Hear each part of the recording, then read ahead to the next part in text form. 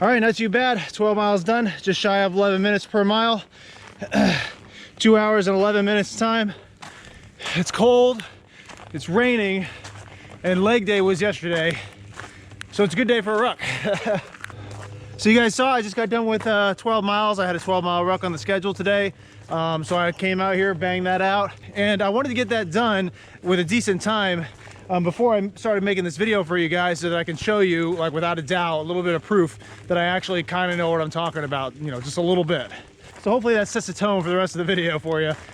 So I wanted to talk to you guys a little bit about some of the things that I've picked up over the years, some of the things that I've learned, some of the tips and tricks that work for me constantly, even to this day. A whole bunch of things that have led me to be able to knock out a 12-mile ruck to standard with a 35-pound pack, dry, you know, with water, boots, all that stuff, under 3 hours time. And if you're in the Army, or if you're looking at going into the Army, and you're looking into, you know, going into the infantry or the airborne or special forces, ranger, you know, anything that has some sort of HUA attached to it in the Army, you're going to end up finding yourself one way or the other having to do a 12-mile ruck march for time with those standards that I mentioned.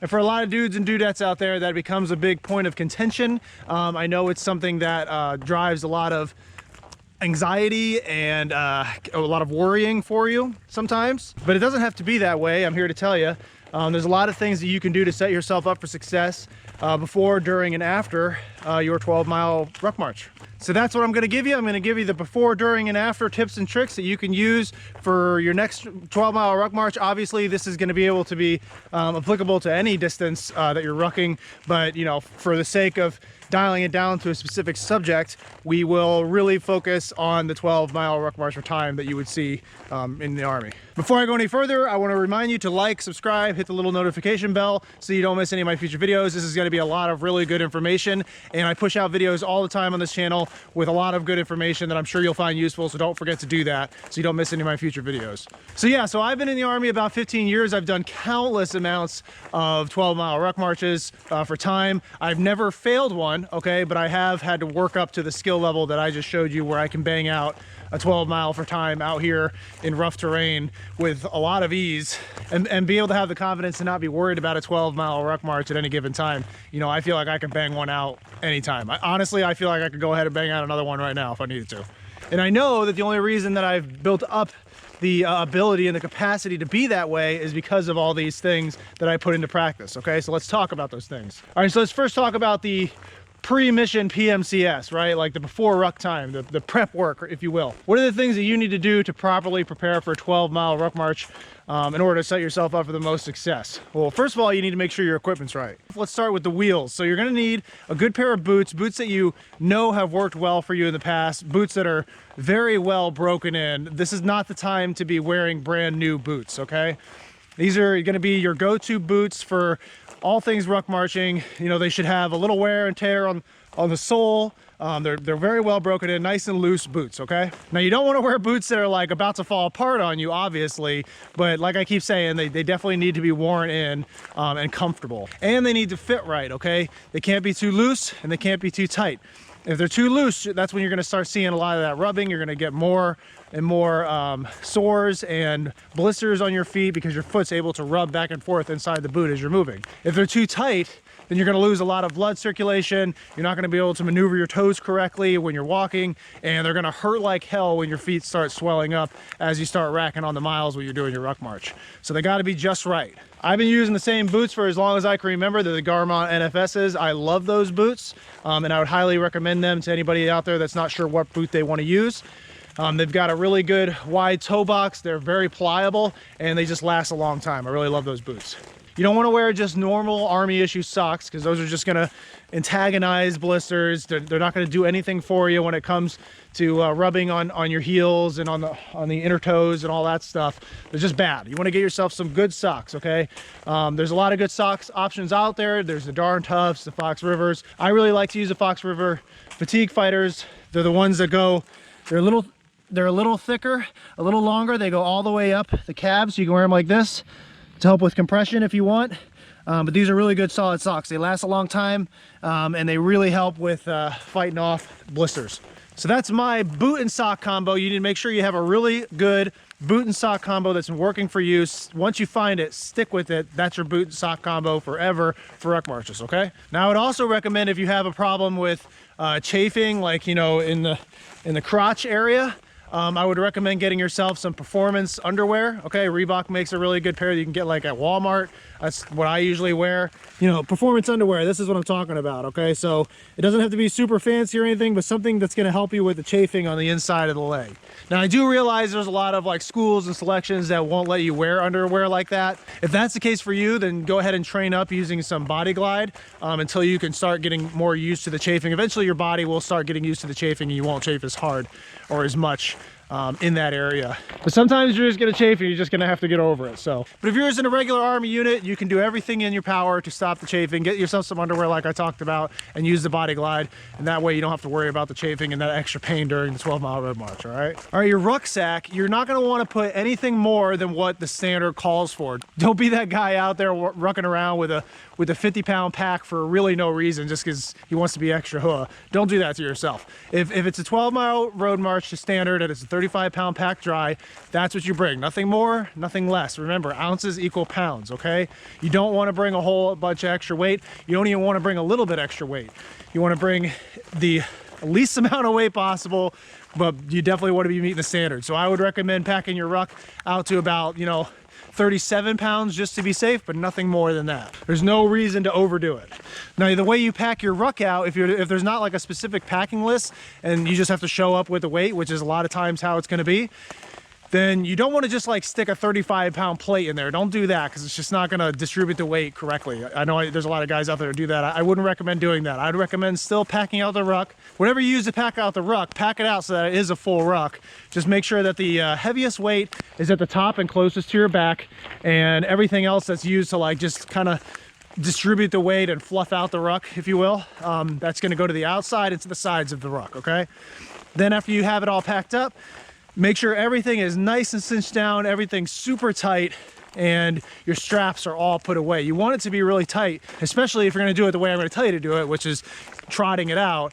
The weight inside your ruck, if it's not completely cinched down and really tight, it's gonna start moving around all over the ruck, and it's gonna redistribute the weight, and it's just gonna make it harder for you to get through the ruck because the weight's gonna not be centered on your back like it should be. So weight distribution is really important, and making sure that the rucksack is cinched down all the way in every place possible is super critical. Make sure you do that before your ruck.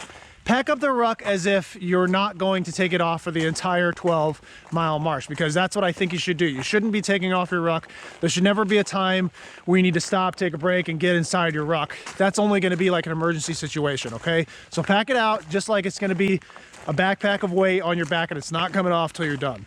Now remember, the 12-mile ruck is like a test, okay? It's test time, all right? You just got to get through this test. Last thing you need to do before you actually start your ruck march, okay? This is like as you're all meeting up, getting ready to actually perform the ruck, you're at the starting line, you're talking with everybody. As you're doing that, make sure that you're actually stretching out, okay? You don't want to go into a 12-mile ruck march cold, all right? Make sure you're stretching out. It doesn't have to be a whole stretch out session, but you need to at least shake out the legs, you know, do some forward kicks and some lateral kicks, do some dragon stretches, maybe a few air squats. Just make sure that you warm up the legs and that they're ready to go and nice and prime before you actually take off for your ruck.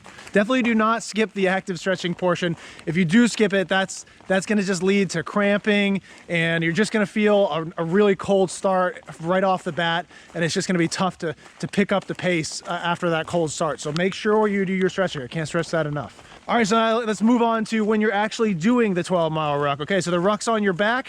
I want you to make sure as you're rucking that you keep your chest strap and your waist strap on at all times, okay? This is gonna help the ruck from banging around all over the place, and you wanna cinch it down all the way as high as you can onto your back, all right? You don't wanna cinch it down so hard that it's cutting off circulation to your shoulders, but almost to that point, okay? As much as you can where that it's as comfortable as possible, but it's not like shaking around all over the place, all right? If anything starts to get a little tight on you as you go, don't just completely undo it. I would say instead, just loosen it up a little bit as you need to, and then tighten it up as you need to, but always keep it cinched down as much as possible throughout the entire 12 miles. Now, as far as pacing goes, I'm gonna give you some solid rules that you can live by that are gonna like help you guaranteed to pass your ruck, okay? Number one is always run the downhills, walk the uphills. There's a lot of like set 12-mile routes out there in the Army, like in Ranger School or selection and stuff like that, where the route is definitely on rolling terrain.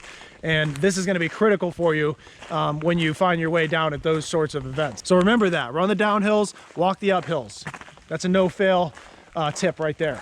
Also, I would recommend that you focus more on trotting out your ruck rather than trying to do like a really long stride the entire way. It's going to be harder for you to meet the time standard, that 15-minute mile standard, if you're just walking out your ruck the whole time. I promise it's going to be extremely difficult for you. Even if you do have that extremely long stride, it's still going to be really tough. So instead, I would encourage you to try trotting out your ruck, if not the entire time, at least most of the time. Now, it's hard for me to explain what a trot is. I like to use the word trot because it's not really a run.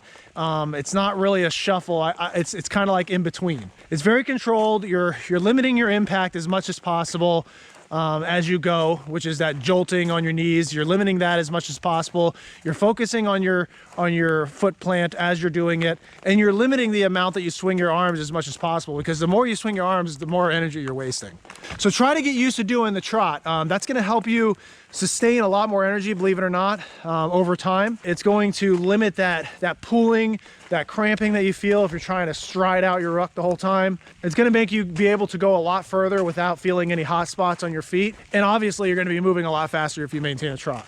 I trot out almost the entire ruck march, if not the entire ruck march, at any given time, regardless of distance. Okay, I like to trot more than I like to walk. The only time I'll walk is if I'm going up just a really steep hill and I don't want to burn out from trying to go up that hill.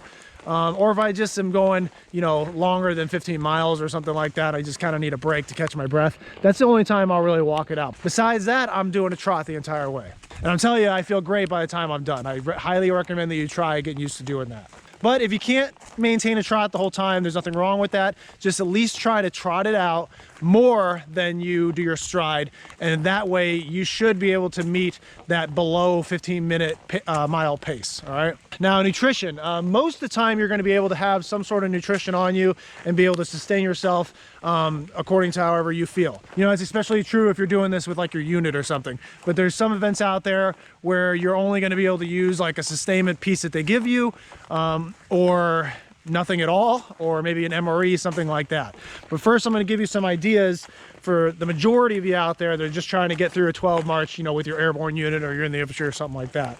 You want to have things that you can stick in your pockets, because again, you don't want to have to be going into your ruck during your ruck march. Okay, so some really good things that I like to use for my ruck marches, and I'll drop these things in the description so you guys can check them out yourself. Stroop waffles. Stroop waffles are really good. You can get boxes of these and just stick a few in like a plastic baggie and stick them in your pocket to your ruck. Easy access, they go down really easy, and they're really good. Really good quick carbs to give you a good boost of energy as you're out there doing your ruck. Another good thing to use are these Goo sports gels. These things are also solid. They've got some amino acids to help sustain your muscles, and also some extra sodium so that you don't cramp up as fast. You can also get some with some little bit of caffeine in there. They'll just help you get a little energy boost as well. But these are also really good, easy to get down while you're on the move. So that's what I have on me today. I would also recommend just some basic jelly beans. Those are really good. There's those sports chews. Gatorade makes some sports chews. Those are really good. Anything you can stick in your pocket that's comfortable for you, lightweight, and easy to chew and digest, and nice quick carbs. Okay, sugar basically is what you're looking for.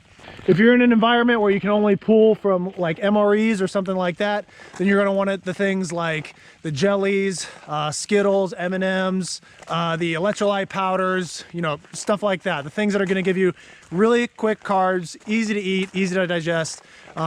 Stay away from like the main meals or the crackers or something like that. That's not what you want to bring with you. And if you're in an environment where you just aren't allowed to have anything on you, period, then that's fine. Just do your best to load up on nutrition before you do your ruck, okay? If you were able to get yourself a good breakfast before you go out there and do your ruck march event, make sure you eat well. You're gonna want to take down one of those little snacks, one of those 100 to 150 calorie snacks, if you can, one of those every 3 miles. That's gonna give you the best result possible. If you do that, you're gonna feel a huge difference compared to if you just didn't go out there with any nutrition at all. The nutrition piece is really important. You actually burn a lot of calories out there in your ruck march. It's anywhere between 100 to 150 calories per mile you're burning while you're out there doing your ruck. Now for hydration, in the Army, most of the time you're gonna be using your Camelback, and you're gonna wanna set that right under the top flap of your ruck, right on top of your ruck, because it is one of the heaviest pieces of your rucksack, right? And you want to keep your tube out and easy access the entire time, even if it's just kind of flopping around. That's okay. Just keep it out, make it sure it's really easy to get to. And you want to be taking sips throughout your ruck march, okay? At least a sip or two every half mile. You don't want to be gulping down your water, because that's going to just lead to cramps in the abdomen, and it's just going to make it really hard for you to perform well. It's also going to lead to cramps throughout the rest of your body. The same goes if you don't drink enough water. If you're not taking in those sips regularly, you're going to end up with cramps. So make sure you're taking the sips, like I said. Just a couple sips every half mile or so should do you right. I would also recommend replacing the tip that you would normally get with like an issued Camelback with something a little fancier. You can get this tip here from Camelback. It's much more secure, it won't leak on you, and it's much easier to use. You know what I mean? The other one's just all floppy and flimsy, and it falls apart, and sometimes it doesn't work, and that's just not what you want to be happening to you while you're out there in your ruck. So just go ahead and get yourself a good tip. I'll put a link to this one down in the description as well, so you can check it out. Those are all the no shit things you need to do while you're on the move, while you're doing your 12-mile ruck march. If you do all those things and put them into practice as you're out there doing your ruck, like I said, you should be able to meet those 12 miles to standard. Now, real quick, I want to give you some input on the things that you should be doing after your ruck march to set you up for success for the next one. First things first, when you get done with your ruck, you want to take off your ruck nice and easy, and you have to make sure you do a deliberate stretching session for yourself, okay? Right then and there, do it. You just got done putting a whole bunch of strain on your entire body. You have to let it recover appropriately, and the first thing that you need to do to start that recovery process is to stretch. The biggest areas of emphasis are going to be the hamstrings, the quads, and the calves. Make sure you stretch those out like religiously right after your ruck, all right? You also want to make sure you get some good nutrition to help with the healing process immediately. That's going to be high protein foods, definitely some carbohydrates, limit your fat. Get a good protein shake in right off the bat. Down yourself some fruit, some Gatorade. Make sure you get some solid nutrition to help the healing process and set you up for success on for the next ruck march. If you did end up with some blisters and they didn't pop already, don't pop them, okay? You want them to heal, and you want them to heal up as calluses, and that way your feet are going to be tougher for the next 12-mile ruck march that you got to do. And then last thing I'll throw at you is an Epsom salt bath, okay? That night, go home, get yourself some Epsom salt from the store. You can get it at Walmart. Throw it in a bathtub and take yourself a nice 15 minute to 20 minute Epsom salt bath. That's gonna really help you feel a lot better. That's gonna like relieve a lot of that ache and pain that you feel in the joints and your muscles, and it's gonna help you recover and help you sleep better that night after your ruck march. But that's it, guys. I wanted to finish this up where I was out actually doing the ruck, but it just started raining too hard. And so I had to bring it back to the home to do my stretching and everything. But make sure that you prepare properly. That stuff's huge, all right? Make sure that when you're actually conducting the ruck that you're following those golden rules that I gave to you. And make sure you're conducting proper recovery. And when you go out there and do your next ruck, it's going to be even easier next time. You know, a 12-miler ruck, if you don't have a whole lot of experience, can be a real pain in the ass. I know it can be difficult. You know, you put all these things into practice, and it's going to help you out a lot. But really, at the end of the day, the one thing that's going to help you the most is right here. All right, it's that heart. All right, you can't be suffering from tiny heart syndrome. Sometimes you just got to go out there and just give it your all and get it done. All right, you know what the standard is. Now you just got to go out there and crush it. All right, so I'm gonna go get some food and finish up my own recovery from this 12-miler that I did today. Again, I'm gonna remind you to like, subscribe, and hit that little notification bell so you don't miss any of my future videos. We put out a lot of really useful content on this channel, so definitely make sure that you do that. I think you should check out these other videos if you're looking to get better, especially this Ruck Faster video here. That one's loaded with some really good information on how to train to be a better ruck marcher as a whole. Besides that, I got nothing else for you, and I'll see you on the next one.